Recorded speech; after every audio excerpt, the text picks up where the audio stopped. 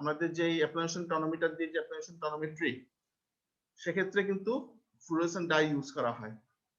তো ইন্ডিকেশনের মধ্যে এই বেশ কয়েকটা ইন্ডিকেশন আছে, তোমরা একটু দেখে নিও।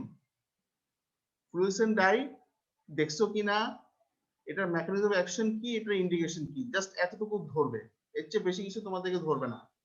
আচ্ছা, এরপরে স্যার টিয়ার ফিল্ম ব্রেকআপ টাইমটা কি? টিয়ার ফিল্ম ব্রেকআপ টাইম এটা আমরা দেখি তোমার ড্রাই আই ডিজিজে। ড্রাই আই ডিজিজে দেখি, এটা হচ্ছে আমরা পেশেন্টের চোখে এই ফ্লুরোসেন্ট ডাইটা দেই, দেওয়ার পরে আমরা পেশেন্টকে বলি যে আপনি চোখটা খুলে রাখেন। সে যখন চোখটা খুলে রাখে, 1 সেকেন্ড, ফোন এসছে। হ্যালো,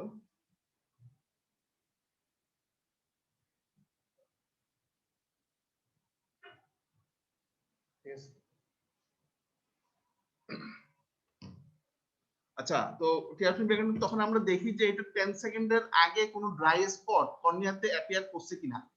যদি করে তাহলে বুঝতে হবে যে একটা ড্রাই আই আছে, আর যদি 10 থেকে 15 সেকেন্ডের পরে আসে তাহলে বুঝতে হবে যে it's normal. So this is tear film breakup time. মুখস্থ করে নাও, এক্সপ্লেনেশন দিলেও বুঝবে না, কারণ তোমরা ক্লিনিকে নাকি যাও নাই। তো এগুলো তো ক্লিনিক্যাল এক্সপিরিয়েন্স। আচ্ছা, সিরিয়াল টেস্ট আমরা অনেক সময় করি উন্ড গ্যাপ দেখার জন্য। হ্যাঁ, একটা কর্নিয়াতে ইনজুরি হয়েছে, ফুল থিকনেস, এটা কি সিলড হয়ে গেছে নাকি এখনো সেখান থেকে লিক করতেছে, আমরা সিরিয়াল টেস্ট করি। হ্যাঁ, এখানে এগুলো আছে, মুখস্থ করে নাও। আর জোন্স ডাইটাস বলছি, fluorescent angiography of retina, FFA, fluorescent angiography. হ্যাঁ, এটা এটা এটা এটা তো ফ্লুরোসেন্ট ডাই ইউজ করা হয়। আচ্ছা, এরপর আসো রোজ বেঙ্গল। রোজ বেঙ্গলটা ফ্লুরোসেন্টের মধ্যে পার্থক্য হচ্ছে, যখন এপিথেলিয়াম থাকবে না কর্নিয়ার, তখন কিন্তু ফ্লুরোসেন্টটা কি করবে, স্টেন করবে। আর রোজ বেঙ্গল যে ডাইটা, সেটা স্টেন করে ডিভাইটালাইজ টিস্যুকে, ডিভাইটালাইজ টিস্যুকে স্টেন করে। দেখো, স্টেনস অনলি ডিভাইটালাইজ টিস্যুস, এবং এটা দেখতে লাল লাল। এই যে দেখো, এটা কিন্তু রেড, আর এটা কিন্তু তোমার ইয়েলো অরেঞ্জ। হ্যাঁ, দুইটা দুই রকম গেল। আচ্ছা, এটা আমরা ইন্ডিকেশন কেরাটাইটিস, ফিলামেন্টাস কেরাটোপ্যাথি, অনেক সময় ফিলামেন্ট চোখের কর্নিয়ার মধ্যে অনেক সময় ফিলামেন্টস থাকে। হ্যাঁ, মানে সুতার মতো একদম থ্রেড, ওগুলা কিন্তু রোজ বেঙ্গল দিয়ে স্টেন করা যায়। এই যে এখানে দেখো একটা ইয়ে দিছে, ফিগার দিছে, যে এখানে কিছু ফিলামেন্টস মতো দেখা যাচ্ছে, এটা কিন্তু রোজ বেঙ্গল দিয়ে স্টেন করছে। এবং ডিভাইটালাইজ টিস্যু, যেমন এটা একটা কেরাটাইটিসের পেশেন্ট, এখানে এখানে এটা এটা এটা এপিথেলিয়াল ডিফেক্টটা, এটা মার্জিনাল ডেড এপিথেলিয়াল সেলস রোজ বেঙ্গল দিয়ে। ঠিক আছে। আচ্ছা, আমি তোমাদেরকে আরেকটা জিনিস বলি, সেটা হলো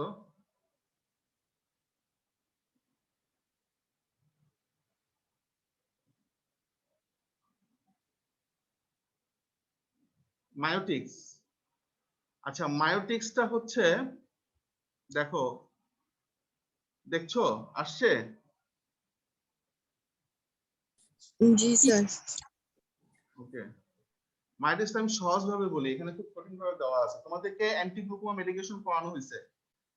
অ্যান্টিগ্লুকোমা মেডিকেশনের মধ্যে অনেক কিছুই ছিল, ডাইলেটর ছিল, সিম্প্যাথেটিক অ্যান্টাগনিস্ট ছিল, তারপরে তোমার কার্বনিক অ্যানহাইড্রেস অ্যান্টাগনিস্ট ছিল, তারপরে তোমার ছিল প্রোস্টাগ্ল্যান্ডিন অ্যানালগ ছিল, এরকম বেশ কিছু সিএআই ছিল। হ্যাঁ, অ্যান্টিগ্লুকোমা মেডিকেশনস, তার মধ্যে মায়োটিক্সও একটা। Open angle glaucoma, primary open angle গ্লুকোমাতে আমরা এই মায়োটিক্সটা ইউজ করি। তো মায়োটিক্সটা হচ্ছে কি, আমাদের যে আইরিস আছে, আইরিস তোমাদের অ্যানাটমি পড়ানো হয়েছে না, আইরিস, যে চোখের ইউভিয়াল কোটের মধ্যে আইরিস, জি স্যার। বুঝতে পারছো? সেই আইরিসের মধ্যে তোমার যেটা আছে যে, এই তোমার কিছু ডাইরেক্টলি অ্যাক্টিং আছে, কিছু ইনডাইরেক্টলি অ্যাক্টিং আছে, আর তোমার কিছু ডাইলেটর আছে, কিছু স্প্রিং তোমার কনস্ট্রিক্টর আছে। তো আমরা জানি আইরিসের মাসেল কয় ধরনের আছে? আইরিসের মাসেল স্যার দুইটাই, বলো। Sphincter, পিপুলার, dilator. ডাইলেটিয়া এবং স্ফিংটার। হ্যাঁ হ্যাঁ, তো স্ফিংটারে সাধারণত এই মায়োটিক্সটা কাজ করে। হ্যাঁ, মায়োটিক্সটা সাধারণত কাজ করে, এটার কাজ হচ্ছে এই পিপিলারি কনস্ট্রিকশন করা। এটার মেকানিজম অফ অ্যাকশন হচ্ছে, এটা সিলিয়ারি বডিতে এটা কন্ট্রাকশন করে, কন্ট্রাকশন করলে লেন্স সামনের দিকে ভল্টিং হয়।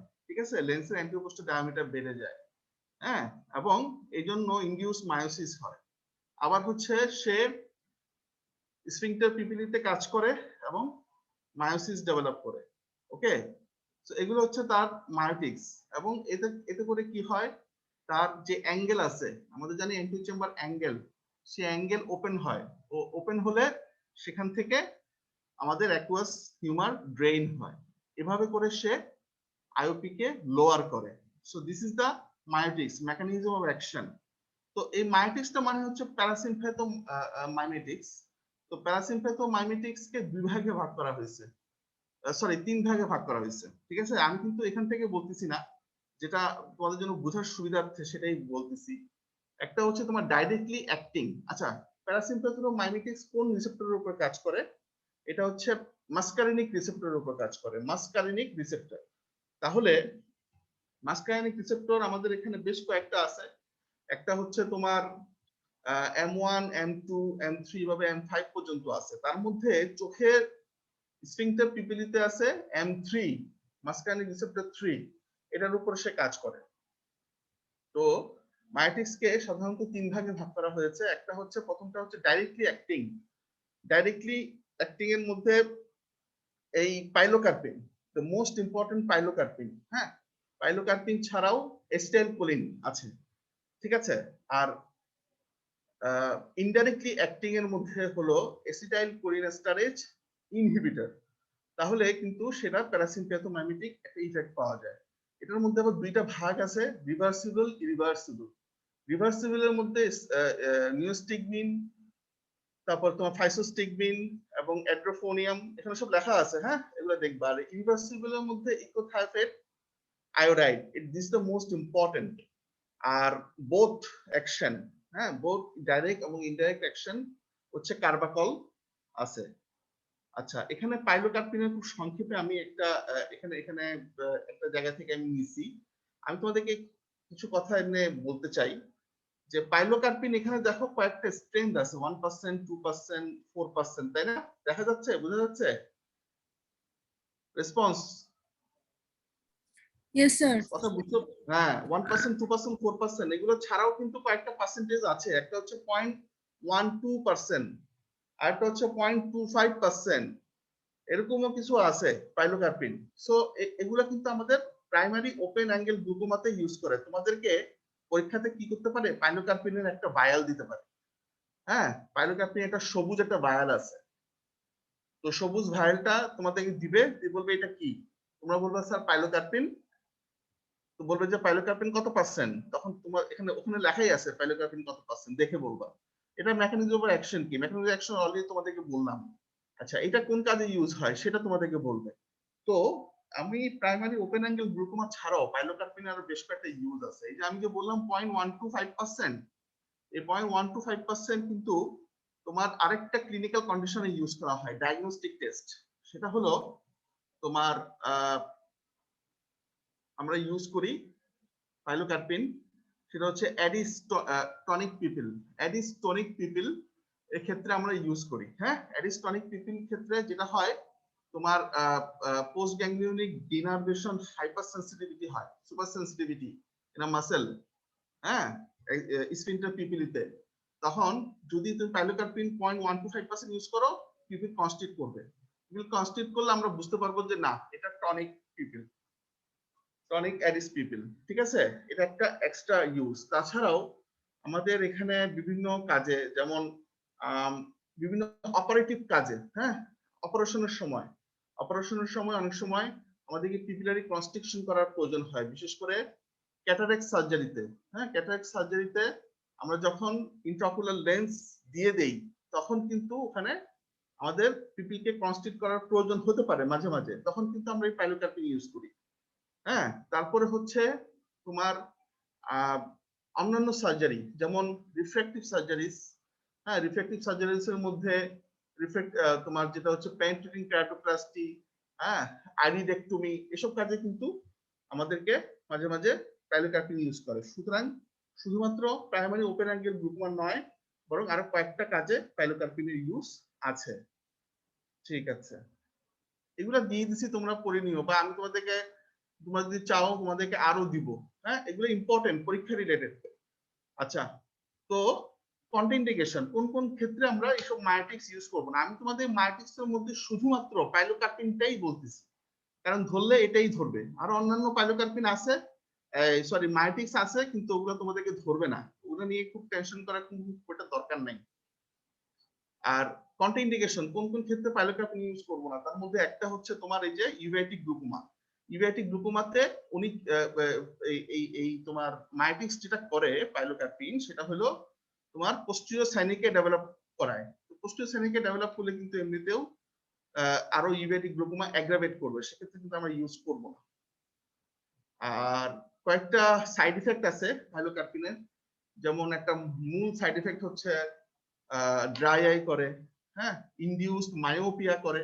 কিভাবে মায়োপিয়া করে একটা উদাহরণ বলছিলাম, ওই যে সিলিয়ারি বডি যখন কন্ট্রাকশন করে লেন্সের অ্যান্টেরোপোস্টেরিয়র ডায়ামিটার বৃদ্ধি পায়, লেন্স সামনের দিকে চলে আসে। লেন্স যখন সামনের দিকে আসবে তখন সেটা ইনডিউসড মায়োপিয়াই হবে। ঠিক আছে, অনেক সময় রেটিনাল ডিটাচমেন্ট করে, কারণ সে যখন সিলিয়ারি বডিতে কন্ট্রাকশন করে পাস প্ল্যানাতে কন্ট্রাকশন করে রেটিনাল টিয়ার হয়। আমি জানি তোমাদের একটু বুঝতে কষ্ট হচ্ছে। আমি তোমাদের একটা কথা অনেক আগেও বলছিলাম যে আসলে ক্লিনিক্যালি অ্যাটাচমেন্ট না হলে অনেক কিছু বুঝবা না এখান থেকে। হ্যাঁ, কারণ সবগুলোর সাথে ক্লিনিক্যাল একটা ব্যাপার রিলেটেড। তো তোমরা এখন আপাতত মুখস্থই করো, পরবর্তীতে যখন ক্লিনিকে যাবা তখন দেখবা যেগুলো ইজি হয়ে গেছে। হ্যাঁ, এখন এগুলো মুখস্থই করতে হবে, এছাড়া কোনো ওয়ে নেই। আর তাছাড়া তো তোমাদের সাথে আমার মানে ফিজিক্যাল ক্লাস নিলে হলো মানে হয়তো অনেক কিছু ক্লিয়ার হয়ে যেত। ফিজিক্যাল ক্লাস নিলে আমি হয়তো অনেক কিছু বলতে পারতাম, অনেক কিছু ডেমনস্ট্রেট করতে পারতাম।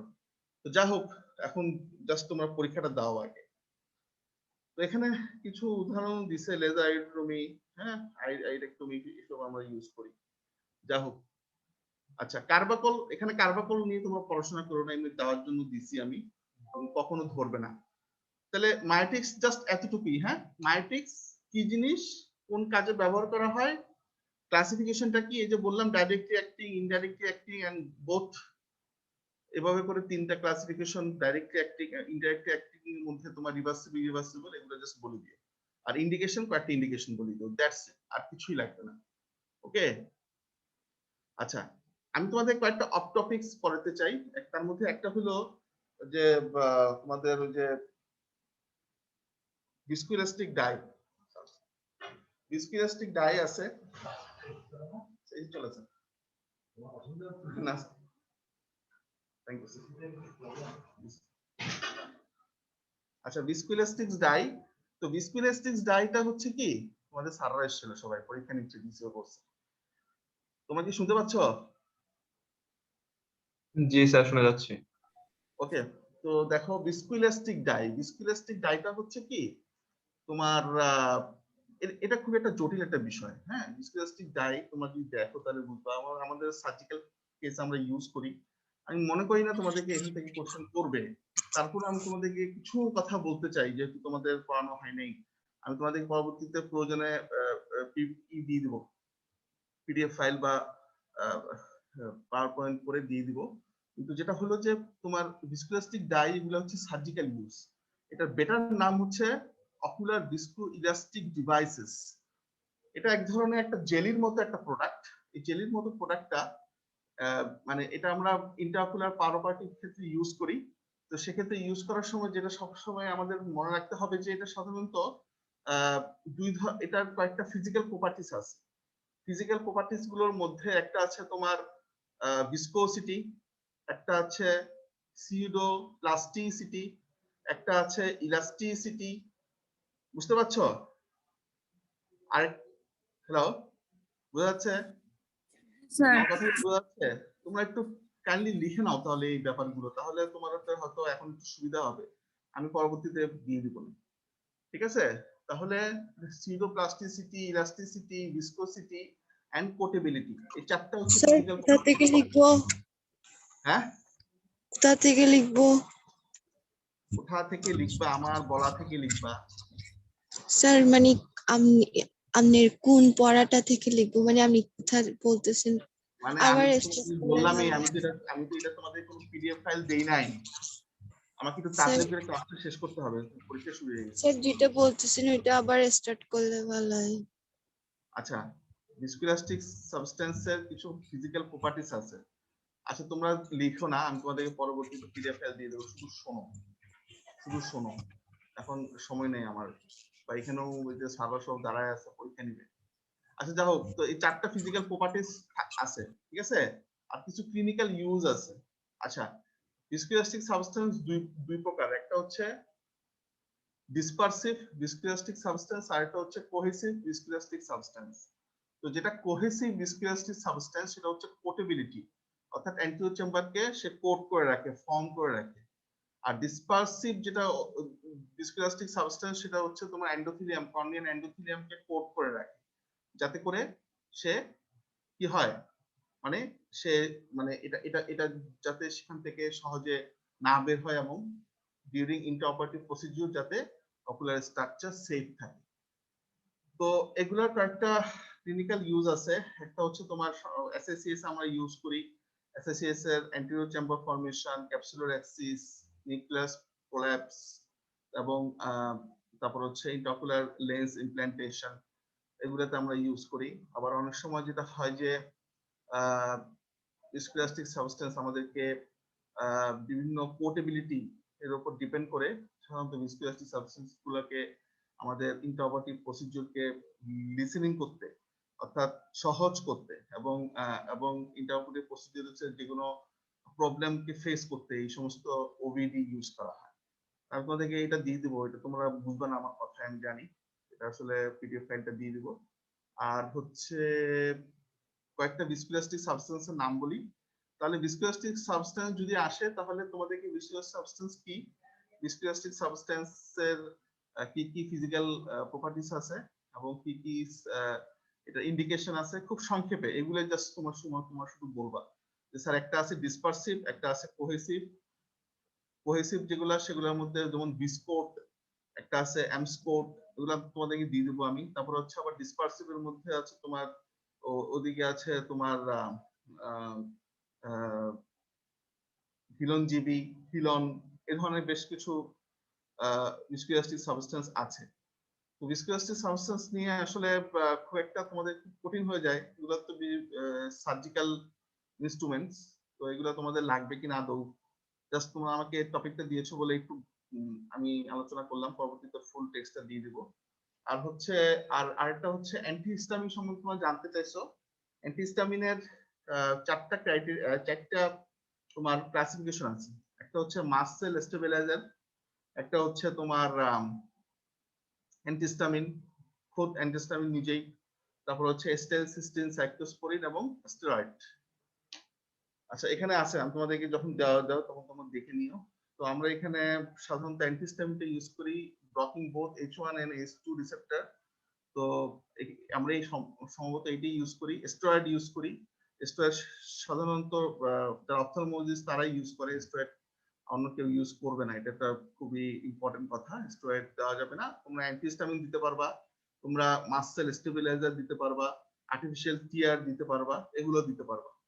তো এগুলোর বিভিন্ন ইন্ডিকেশন তো আছেই, অ্যান্টি অ্যালার্জিক কন্ডিশনে ইউজ করা যায়। আর হচ্ছে আমরা মাঝে মাঝে যেমন স্টেরয়েড প্রিপারেশন আমরা সাবটাসাল মাঝে মাঝে দেই, এই ব্যাপারগুলো আছে। হ্যাঁ, এগুলো একটু আমি তোমাদেরকে দিয়ে দিব না, এগুলো তোমরা দেখে নিও। আর আর্টিফিশিয়াল টিয়ার তোমাদের আসলে খুব একটা প্রয়োজন নাই। আর্টিফিশিয়াল টিয়ার আমাদের এখানে বেশ কিছু আর্টিফিশিয়াল টিয়ার আছে। আর্টিফিশিয়াল টিয়ারের মধ্যে সোডিয়াম হাইলুরোনেট, হ্যাঁ, তারপর হচ্ছে তোমার এই যে বিভিন্ন প্রিপারেশনস আছে আর্টিফিশিয়াল টিয়ারের মধ্যে ফর লেন্থেনিং অফ দিস অ্যাকশন। তো এগুলো আছে, এগুলা খুব একটা ইম্পর্টেন্ট না। তো যদি বলো তাহলে আমি ওইটারও তোমাদের পিডিএফ ফাইলটা দিয়ে দিব। যেগুলো ইম্পর্টেন্ট না সেগুলো তোমাদের আসলে কি করে মানে লোড বাড়িয়ে লাভ নেই, যেগুলো ইম্পর্টেন্ট সেগুলো শুধু শিখবা। আচ্ছা আর কি আছে তোমাদের, আর কি আছে বলো তো? আমাকে দিছিল অ্যান্টিহিস্টামিন, আর্টিফিশিয়াল টিয়ার, তারপর দিছিল যে তোমার মায়োটিক্স, ভিস্কোইলাস্টিক্স, ভাইটাল ডাইস। এছাড়া আমাকে আর কোন টপিক দিছিলা?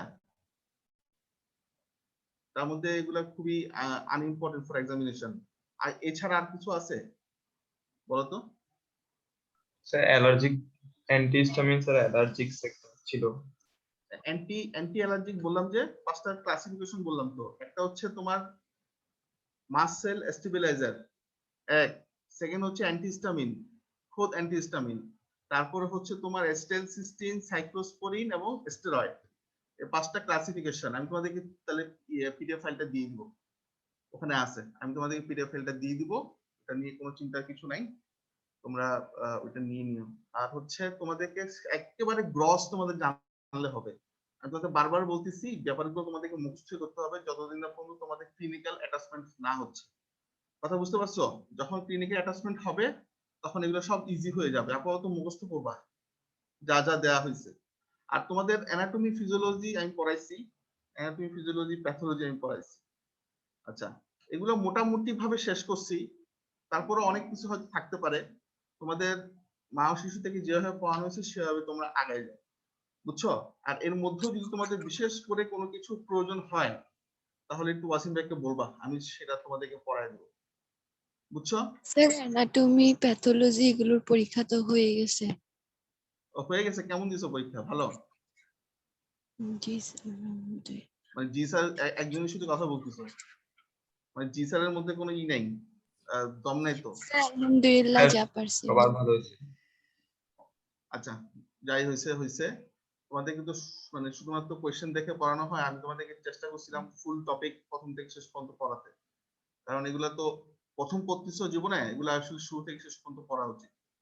যা হোক, তাহলে প্যাথোলজি শেষ, আর কি কি শেষ হয়েছে? অ্যানাটমি, জি স্যার। অ্যানাটমিও তারপর শেষ, স্যার মাইক্রোবায়োলজি, অ্যানাটমি আর প্যাথোলজি। এই 3টা পরীক্ষা হয়ে গেছে। জি স্যার। আর নেক্সট ওকে, হচ্ছে বায়োকেমিস্ট্রি আর ফিজিওলজি। ফিজিওলজি, আচ্ছা, ফিজিওলজির কিছু বাকি আছে তোমাদের কাছে, একটু কঠিন লাগতেছে আমাকে তো বলো, আমি তাহলে তোমাদেরকে, যেহেতু পরীক্ষা কিছুদিন লেট আছে, আমি তোমাদের এর মধ্যে দেখে নিয়ে ফেলতে পারি কিনা। ফিজিওলজি মোটামুটি স্যার হয়েছে? ফিজিওলজি থেকে স্যার ওকুলার ফার্মাকোলজিতে বেশি টেনশন স্যার, কারণ স্যার এটা ভালো করে পড়ানো হয়নি, কি পড়বো এত কোনটা পড়া বুঝতেছিও না কোনটা? স্যার। ফার্মাকোলজি। অকুলার ফার্মাকোলজি, আমি জি তোমাদেরকে স্যার। অকুলার ফার্মাকোলজি, শোনো, অকুলার ফার্মাকোলজি আমি তোমাকে একটা কথা বলি, তুমি একটা পেশেন্ট তোমার কাছে এসছে, তুমি পেশেন্টটাকে দেখলা, ডায়াগনোসিস করলা, তারপরে না চিকিৎসা দিবা, ঠিক কি না? জি স্যার। তোমরা তো পেশেন্ট তো এখনো হয়তো ডায়াগনোসিস করতে শেখো নাই, এগুলো সবগুলো একটার সাথে একটা রিলেটেড। এই যে এত কথা বললাম, অনেক কথাই তোমাদের মাথায় ঢোকে নাই, এটাই স্বাভাবিক। তোমাদেরকে হয়তো পিডিএফ ফাইল দিয়ে দেবো, তোমরা হয়তো মুখস্থ করে নেবে, এর চেয়ে বেশি কি কি করার আছে বলো? প্যাথোলজি, ফার্মাকোলজিতে একটু কঠিন লাগবে বটে, আস্তে আস্তে সব ঠিক হয়ে যাবে, এটা কোনো ডিফিকাল্ট কিছু না, ঠিক আছে? আস্তে আস্তে তোমরা যখন পড়বা, 4 বছর ধরে যখন পড়াশোনা করবা, তখন সব ঠিক হয়ে যাবে। আর তোমাদের তো আসলে ব্যাড লাক, এই করোনা পরিস্থিতির কারণে তোমাদের ঠিকমতো হসপিটালে আসা হয়নি, নাহলে এর মধ্যে অনেক কিছু কিন্তু হয়ে যেত। স্যার আসলে একটা জিনিস হচ্ছে মানে এই যে 4 বছর ধরে পড়বো ক্লিয়ার হবে ঠিক আছে সমস্যা নেই, কিন্তু কথা হচ্ছে মানে আমাদের যখন পরীক্ষা হবে তো তখন আসলে পাস করার মতো আসলে কি আনসার করব বা কি পড়তে হবে, এটার তো স্যার ওরকম ভালো আইডিয়া বা ভালো করে পড়ানো হয়নি, এটা নিয়ে একটু চিন্তা হয় আর কি যে পাস করতে পারবো কিনা এটাই। এটা আসলে মেডিকেল এডুকেশনে, মেডিকেল প্রফেশনে এটা সবারই টেনশন থাকে, সবাই অনেক পড়াশোনা করে, কিন্তু কি ধরলে কিভাবে পাস করবে এটা কখনো স্যাররা বলে না, ঠিক আছে? এটা না তোমাকে খুঁজে বের করতে হবে। আসলে হচ্ছে স্যার আর মানে হচ্ছে অন্যান্য যা যা দেওয়া সাবজেক্ট হয়েছে, যতটুকু বলা হয়েছে ততটুকু যদি তুমি কনসেন্ট্রেট করো তাহলে দেখবা যে হয়ে যাবে। হ্যাঁ, এত জটিল কিছু না, এত জটিল ভাবে চিন্তা করলে কিন্তু পাশে এমনিতেও করবা না। হ্যাঁ, যতটুকু দেওয়া হয়েছে ততটুকু পড়ো, তাইলেই হবে। ওকে, আমাকে ক্লাসটা শেষ করতে হচ্ছে আজকে, তো আমি তোমাদেরকে এই একটা অকুলার ফার্মাকোলজির একটা ছোট একটা পিডিএফ ফাইল আছে, আমি এটা ওয়াসিম ভাইকে দিয়ে তোমাদেরকে দিয়ে দিব, আর যেগুলো দরকার নেই সেগুলো পড়ো না। হ্যাঁ, তোমাদের সাথে সেফ আলোচনা করছি। হ্যাঁ, ভিস্কোলাস্টিক সাবস্টেন্স নিয়ে যদি ধরে কয়েকটা কথা শুধুমাত্র বলে দিবা, যাতে তুমি অ্যাটলিস্ট এটা নামটা শুনছো টপিকটা। আমি তোমাদেরকে পিডিএফ ফাইলটা দিয়ে দিব পুরোপুরি, ঠিক আছে? এই, আর ফিজিওলজি তো তোমরা প্রিপারেশন নিচ্ছ, পরীক্ষাটা দাও। আর হচ্ছে এরপরে ফার্মাকোলজি, ফার্মাকোলজি কে নেবে পরীক্ষা? স্যার আমাদের ফিজিওলজি আর বায়োকেমিস্ট্রির মানে রুটিন দেওয়া হয়েছে, আর কোনো সাবজেক্টের ইয়া আচ্ছা, দেওয়া হয়নি, ঠিক আছে, মানে কখন ঠিক আছে, এক্সাম সমস্যা হচ্ছে। নেই, ফার্মাকোলজির সম্ভবত এখান থেকে নিবে, তা আমি তোমাদেরকে একটা পিডিএফ ফাইলটা দিয়ে দিব পুরোপুরি, ওখান থেকে তোমরা পড়ে নিয়ে মুখস্থ করে ফেলবা আপাতত, তারপর আস্তে আস্তে ক্লিয়ার হবে, ঠিক আছে? ঠিক আছে, তাহলে আজকে ক্লাসটা এখানে শেষ করতেছি। ভালো থাকো। আর হচ্ছে ফিজিওলজির জন্য এবং বায়োকেমিস্ট্রির জন্য প্রিপারেশন নাও। If you find any difficulties please contact with me. ঠিক আছে।